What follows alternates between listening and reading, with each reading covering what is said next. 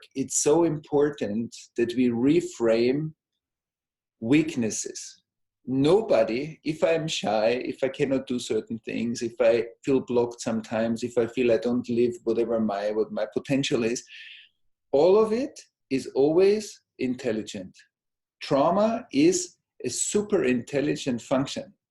If somebody gets overwhelmed by something very strong, that the nervous system can shut down and save the rest and let it function still, is super intelligent. We learned this over thousands and thousands of years as humans.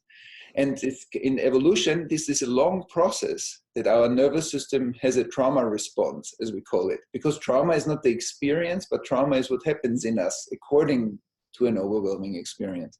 And so that we always know when we feel blocked, something is working in order to block fear. Some people say, oh, fear blocks me. No, we block fear. We learned as children to hold our fear because it was too overwhelming. That was an intelligent function. We went to school, we went to kindergarten, we went to university, managing a lot of fear. And that was intelligent. So if we approach those issues not as minuses or a lack or something wrong, but if I want to find out what is actually intelligent in the way how I learn to deal with a violent father. You know, becoming invisible and then feeling, oh, when my business is not successful because people don't see me and recognize me and don't see my gifts in the world, that's an intelligent function that is not anymore timely maybe, but it's still intelligent because one part of me needs that protection. Or in intimate relationships when we are distant because we learn from early on being distant is better than to be connected and warm and open. That's not a mistake. That's an intelligent function that served something. So everything that today we see as difficulty is actually a childhood hero of some sorts. And that I believe helps us to reframe those things, that we are never looking at stupidity. We are always looking at an intelligent function that might block our life today because it's actually not fitting anymore. But at the time when we developed it, it was really good.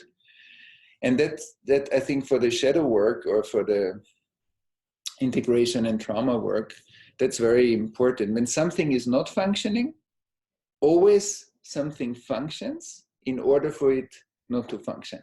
Mm-hmm. Because intelligence is our nature. That's what drives our life. So we are naturally intelligent, and if it's blocked or reduced, then we call it difficulty.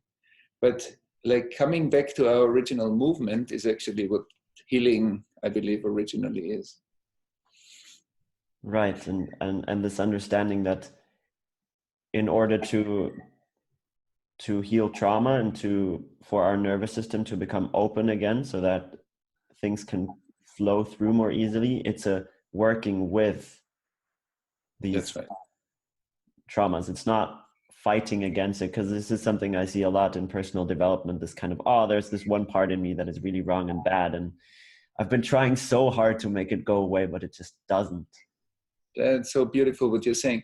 I think if just this sentence, that we are not trying to make something go away, we are trying to reestablish a relation.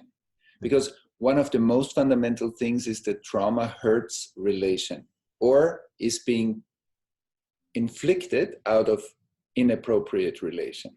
Mm. So healing can never be trying to get the part like go away that is already in us. That's only gonna make it worse. And as you said, it doesn't work because interest, curiosity, and understanding that in the part that doesn't work well, something works really well. And that's why also, I think, also what you're doing with the Men's Summit, like we have to come together in order to heal. We have to create spaces of togetherness and relation and supportive relation, because some of the stuff we can't heal ourselves. That's an illusion. It's not a self-help book. It's we are relational beings, and for many things we actually need healthy and supportive relation in order to come back into relation, because that's what usually has been hurt. So when somebody had a violent history and got beaten, so that was an invasion into one's autonomy, and it hurt the relation. And so healing it, and or integrating fears or shame or whatever we carry, or anger, needs relation in order to grow into power, into self-confidence, into courage, whatever. But we can transform this in relation. So I think what you said is one of the golden sentences is exactly that. We cannot make it go away, because it's like abandoning the abandoned children even more. That doesn't work.